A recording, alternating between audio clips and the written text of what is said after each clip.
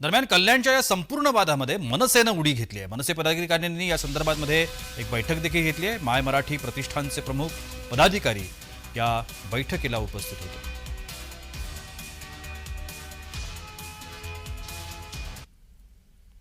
या सगळ्या संदर्भात मनसेचे उल्हास भोईर यांच्याशी संवाद साधलाय आमचे प्रतिनिधी किशोर पगारे यांनी। पाहूया।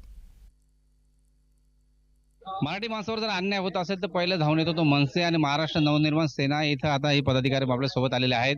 जी घटना घडलेली त्या घटनाक्रम पाहिला तर उल्हास भोईर जे कल्याण जिल्हा अध्यक्ष आहेत त्यांच्याशी आपण चर्चा करणार आहोत। शिष्टमंडळ आज आलेलं आहे, काय झालं नेमकं आणि कशा प्रकारचा आज विरोध करताय? कसं काल योगीधाम परिसरामध्ये जी घटना घडली त्याचा सर्वप्रथम मी निषेध करतो।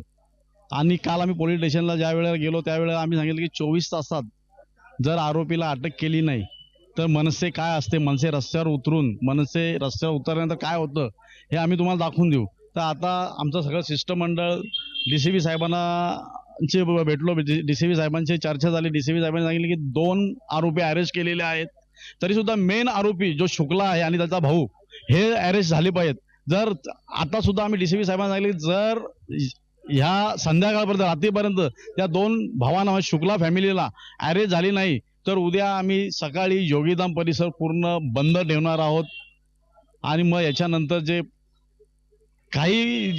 प्रकार घडेल ते प्रशासन जबाबदार असेल याची नोंद घ्यावी। नक्कीच जर मनसेने अशी दखल घेतलेली आहे की जर समजा आरोपी अटक झाला नाही किंवा आरोपीला अटक केली नाही तर उद्या मात्र कल्याण बंदची त्यांनी हाक दिलेली आहे। हा जो परिसर आहे तो त्यांनी बंद करण्याचं आश्वासन दिलेलं आहे। व्हिडिओ जर्नलिस्ट दीपक मोरेसह मी किशोर पगारे, जय महाराष्ट्र न्यूज, कल्याण।